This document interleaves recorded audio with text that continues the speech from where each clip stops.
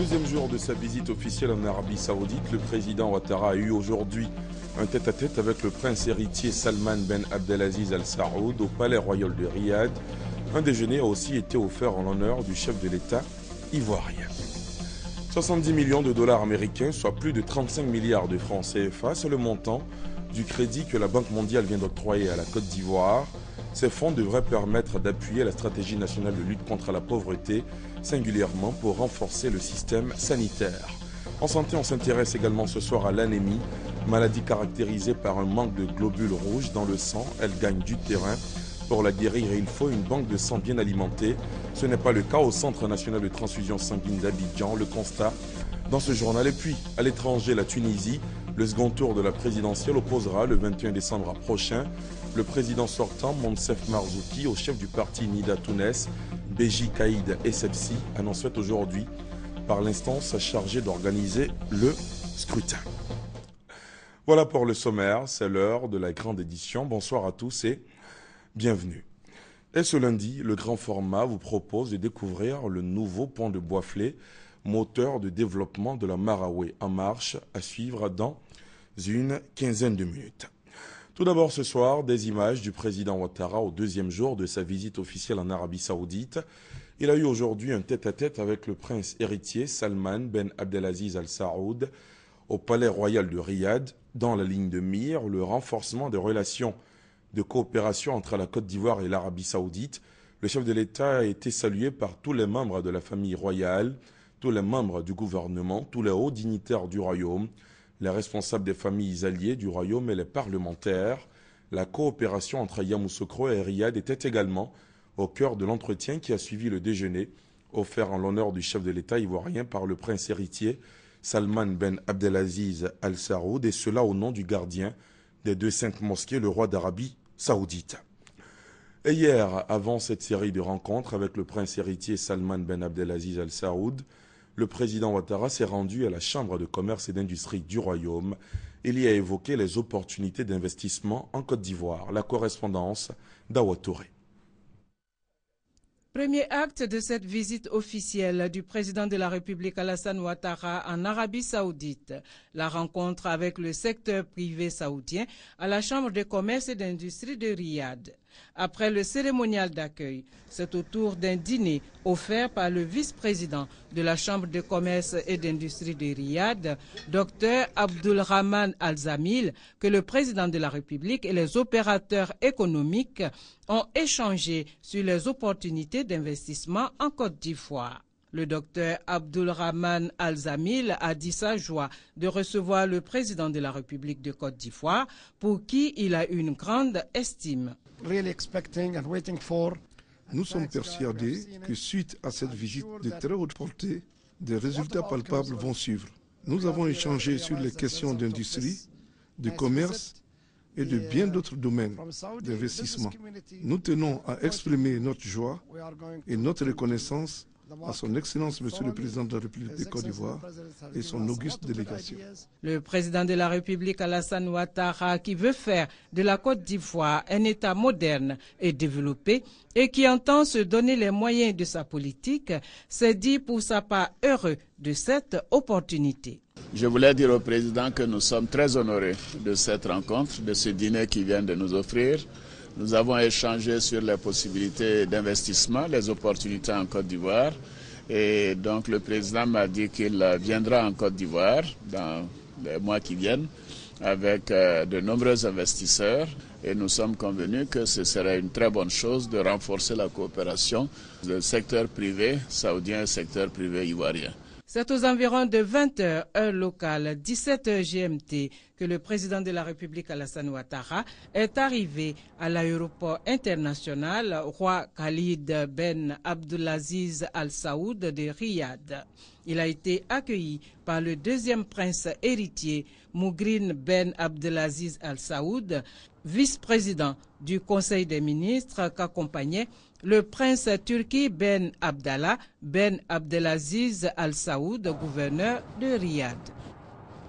En bref et en image, le ministre chargé du budget ce lundi face à la commission des affaires économiques et financières du Parlement ivoirien Rencontre en cours en ce moment pour adopter le budget 2015 qui s'équilibre en dépenses et en recettes à plus de 5 000 milliards de francs CFA.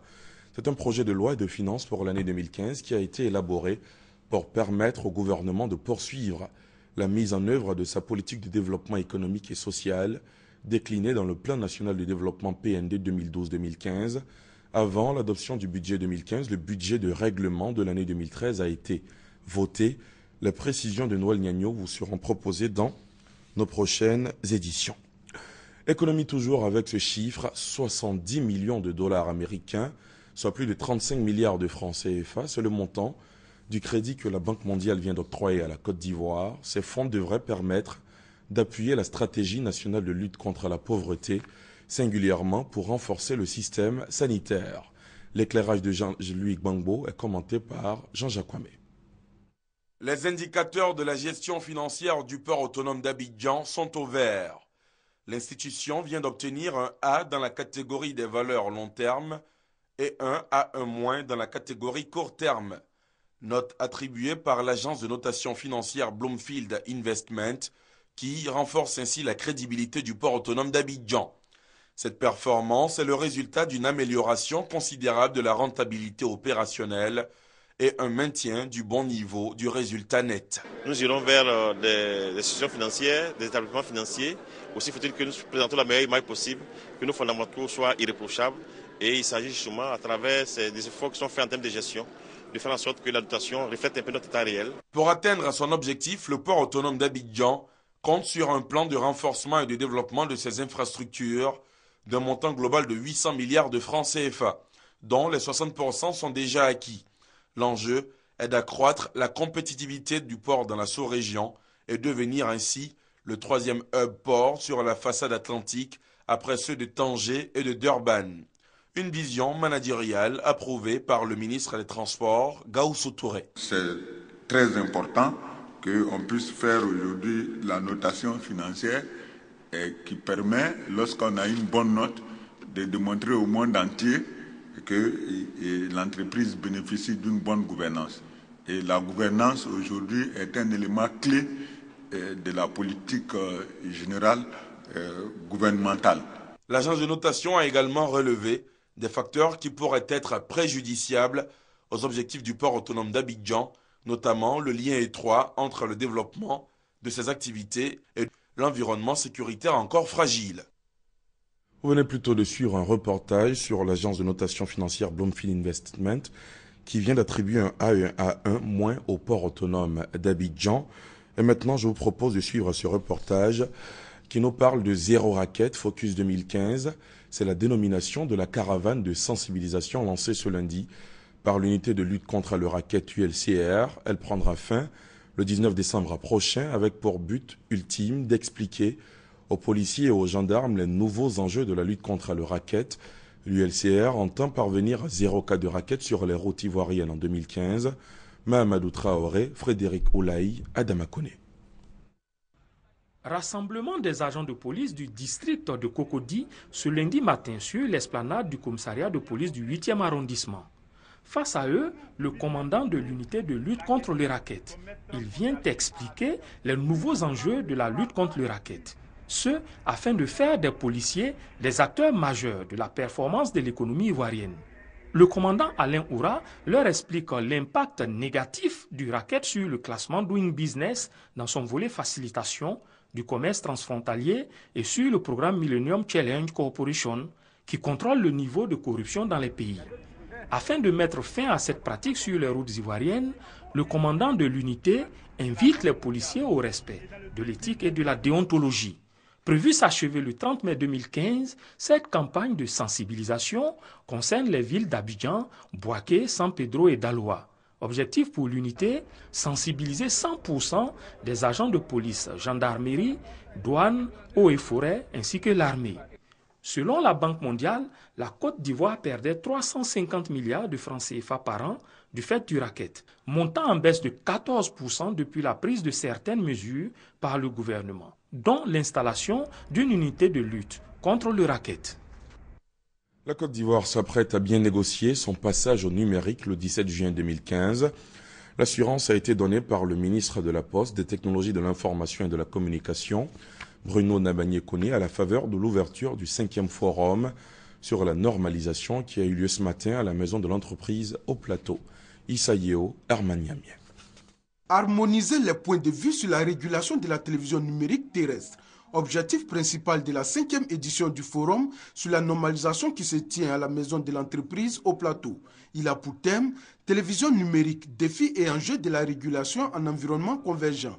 Il s'agit au cours de ce forum d'informer et de sensibiliser les populations, les entreprises et médias sur la stratégie de la migration vers la télévision numérique terrestre TNT. La télévision numérique terrestre, connue aussi sous le sigle TNT, est une évolution technologique qui permet d'optimiser l'usage de la ressource spectrale par un accroissement du nombre de chaînes de télévision par bande de fréquence, d'obtenir une meilleure qualité d'image et de son et de réduire les coûts de transmission et les coûts de la diffusion des programmes télévisuels. Le président de la Haute Autorité de la Communication Audiovisuelle AK, Ibrahim Sissavané, plaide pour que les échanges entre les différentes entités du domaine soient fréquents. La conférence de presse animée en marge de la cérémonie officielle par le ministre de la Poste, des Technologies de l'Information et de la Communication a été l'occasion pour lui de rassurer la population.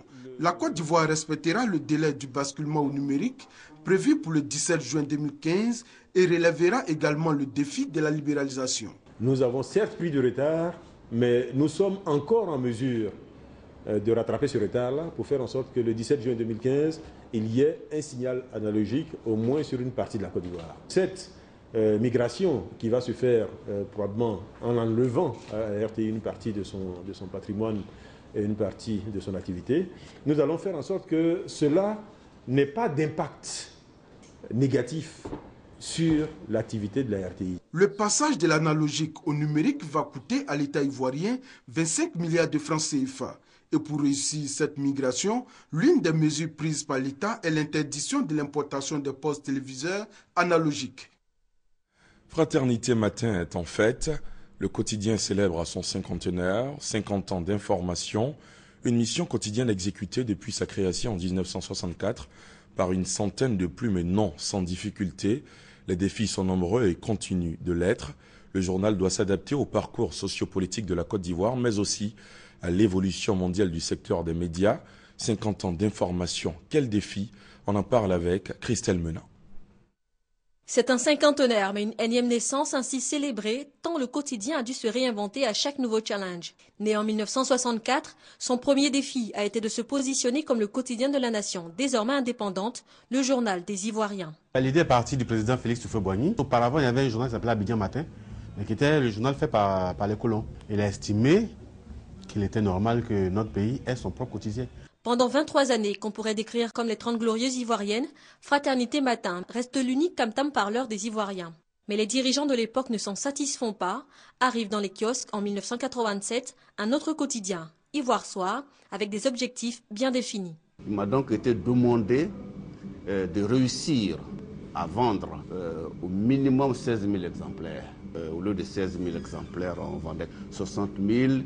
On a atteint même un pic de 80-90 000 exemplaires. Avec Ivoire Soir sur le présentoir de Fraternité Matin, deux autres magazines, Fraternité Hebdo et Ivoire Dimanche. Puis arrive l'année 1990, le plus périlleux des défis remportés par Fratmat, l'arrivée du multipartisme et son corollaire, le pluralisme d'expression.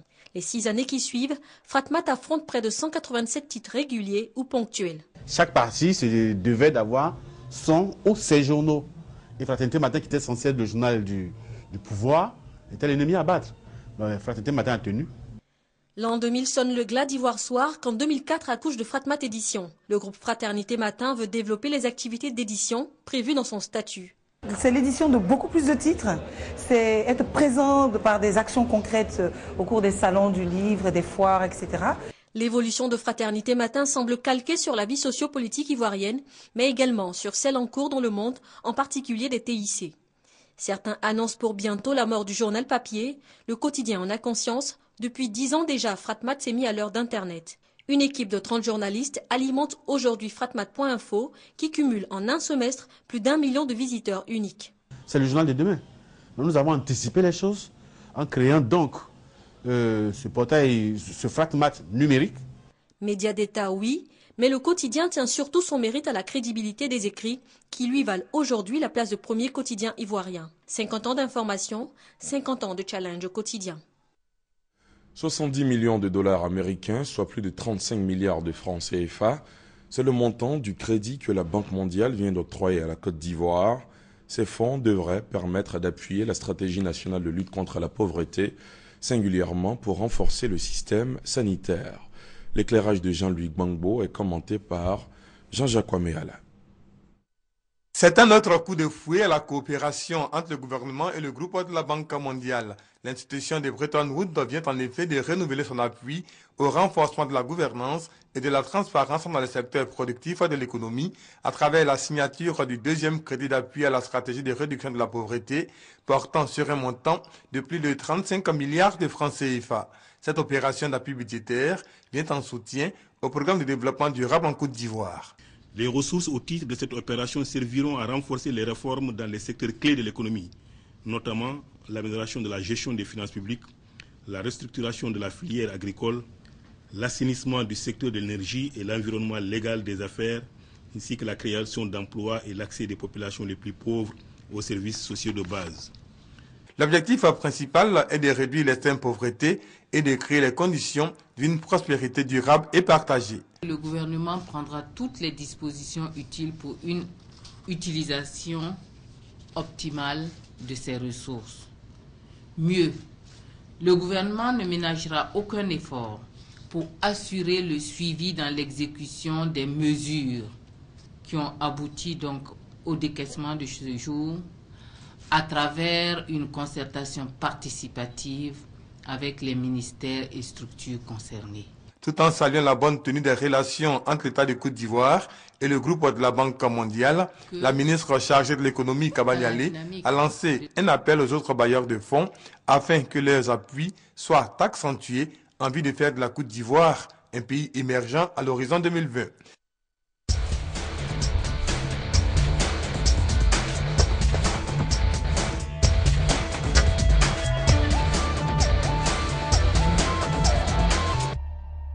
Place au grand format de la rédaction qui nous amène ce soir dans le centre-ouest du pays, précisément à Boisflé. On y découvre le nouveau pont de la ville dont les travaux ont été achevés. L'ouvrage n'attend plus que d'être mis en service. Les travaux avaient été lancés par le chef de l'État en personne en septembre 2012. Le pont de Boisflé, long de 124 mètres, permettra d'accroître la fluidité du trafic routier entre le chef-lieu Boisflé et les autres régions du pays. En plus de ce pont, Boisflé bénéficie de 6 km de voirie totalement rénovée. Coût de tous ces ouvrages, 7 milliards de francs CFA. Le grand format ce soir est signé Abou Sanogo. Hier, une promesse de campagne, aujourd'hui un souffle nouveau pour Boisflé. Le président de la République, Alassane Ouattara, vient de donner vie à ce qui a été un espoir pendant 57 ans. Boisflé a enfin son pont. C'est un coup de fouet que le chef de l'État vient de redonner à l'économie de la région. Aujourd'hui, avec ce pont, notre ville sera connue, notre ville sera beaucoup plus fréquentée et avec son économie qui va prendre vraiment une autre allure. Voici ce qui servait de pont jusque-là et qui va encore jouer ce rôle, en tout cas jusqu'à la mise en service du nouveau nid. Cet ouvrage qui date de 1957 ne répond plus à aucune norme. Ceci n'est plus un pont, même s'il y ressemble. Juste un assemblage de ferraille et d'autres matériaux qui relient deux rives d'un point d'eau. C'est plutôt un danger que courent chaque jour et à leur corps défendant les usagers.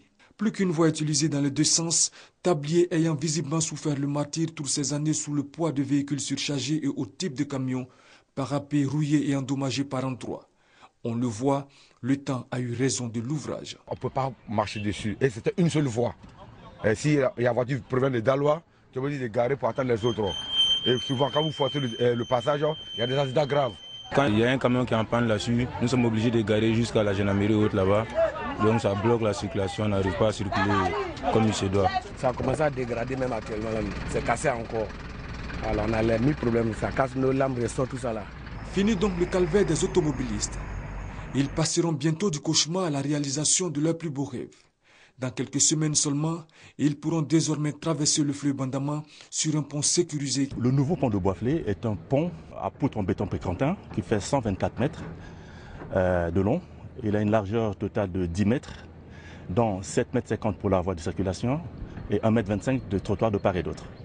Donc c'est un pont qui a 4 travées indépendantes de 31 mètres chacune. Les fondations sont donc en pieux, qui sont reliées par une semelle de liaison et sur lesquelles on a fait 2 élévations en fût. Et sous les élévations, il y a des chevêtres, les appareils d'appui et le tablier. Le pont est fin prêt, les travaux sont achevés à 100%. Le pont lui-même, ainsi que ses voies d'accès, les protections, l'éclairage public et la signalisation, tant horizontale que verticale. Avec la réalisation de ce pont, ce sont la fluidité routière et les transactions commerciales qui seront facilitées. Il va aussi améliorer la circulation des personnes et des biens.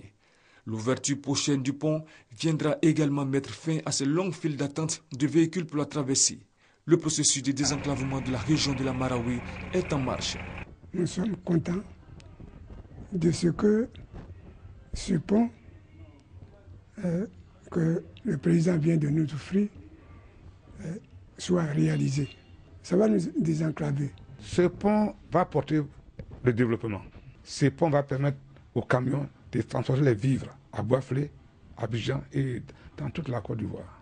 C'est le pont, on peut dire CEDEAO. Puis si ça vient d'Ibéria, ça passe là. Ça vient Guinée, ça passe là. Ça vient Mans, ça passe là. Ces ponts-là nous donnent 3 voies maintenant. Pour les populations, ce projet représente une bouffée d'oxygène. Grâce au chef de l'État, leur région va se remettre sur la voie du développement.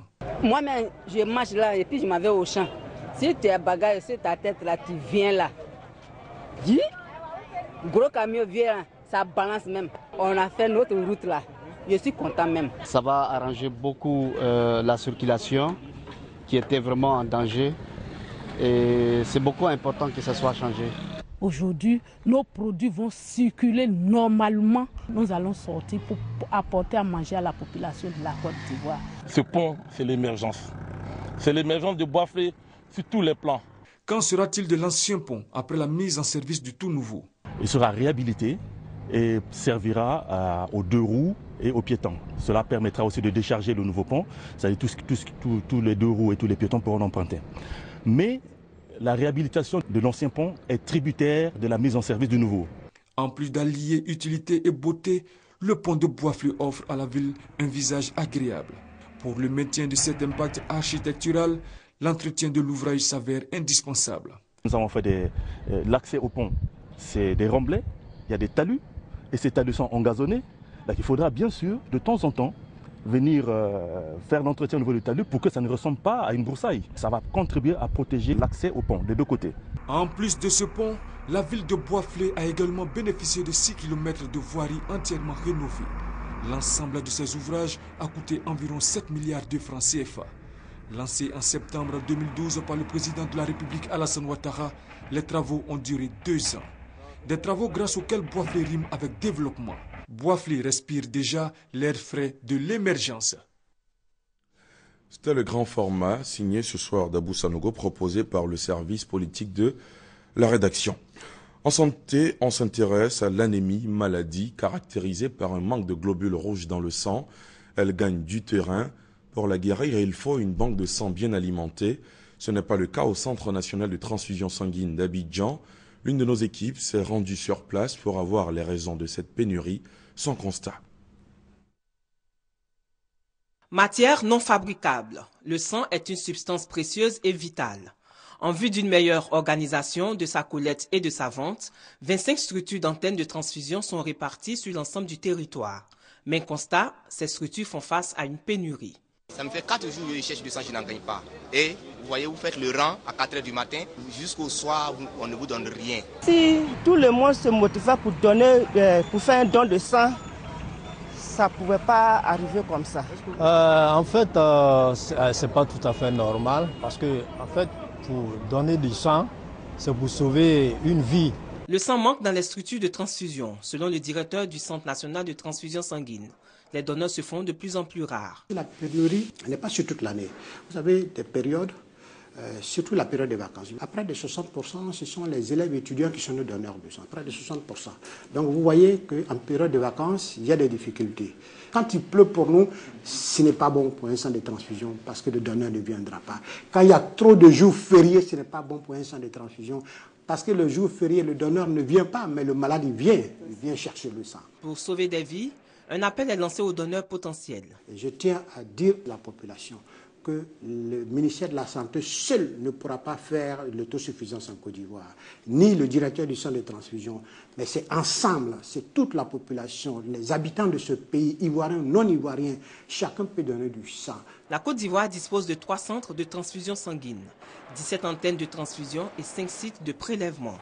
Ce sont 140 000 prélèvements qui sont enregistrés par an. Les structures d'antennes de transfusion sanguine affichent un objectif, atteindre le chiffre de 200 000 prélèvements annuels afin de prendre leur indépendance et être capable de satisfaire la forte demande en sang.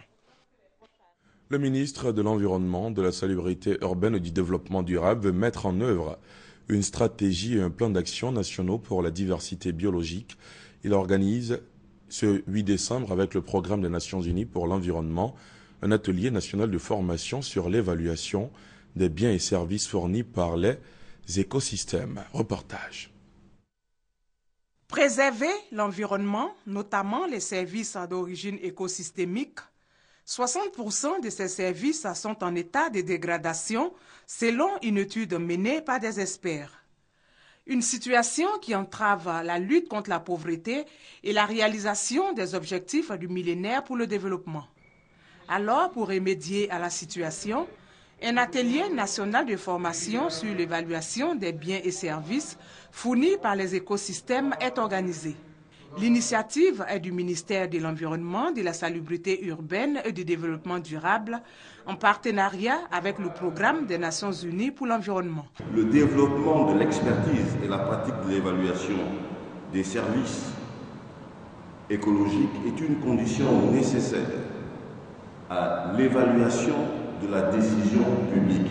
Il s'agit d'un atelier qui essaie de voir quelle est la contribution des ressources naturelles, des services écosystémiques dans le programme national de développement. On va essayer de développer des outils et méthodologies qui permettent aux participants à l'atelier de connaître la contribution des forêts, des ressources halieutiques dans le produit national brut. Cette rencontre va permettre d'avoir des éléments de base sur les méthodes d'identification et d'évaluation des services écosystémiques. Vous savez qu'il y a beaucoup d'espèces qui sont en voie de disparition et cela est très dangereux pour l'équilibre de l'environnement.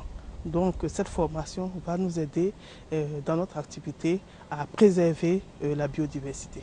L'atelier dure 3 jours et sera meublé par plusieurs communications et débats. C'est un reportage de Grace Kando et de Estelle Brou. En bref, en image à l'étranger, la Tunisie, le second tour de la présidentielle opposera le 21 décembre prochain le président sortant Monsef Marzouki au chef du parti Nida Tounes, Béji Caïd Essebsi, annonce faite aujourd'hui par l'instance chargée d'organiser le scrutin. Voilà qui marque à la fin de ce journal. Merci de l'avoir suivi. Dans un instant, à 21h exactement, retrouvez toute l'équipe de RTI Sport dans Lundi Sport. Ce soir, l'émission sera sur fond de la Coupe de la Confédération. Opposition entre Al-Ali d'Égypte et le CO Sport de San Pedro, qui a tourné à la faveur de Al-Ali d'Égypte. Également, le tirage au sort de la CAN 2015, puis bien sûr du taekwondo avec les dames vice-champions du monde. Moi, je vous dis à très vite. Excellente soirée sur la chaîne qui rassemble.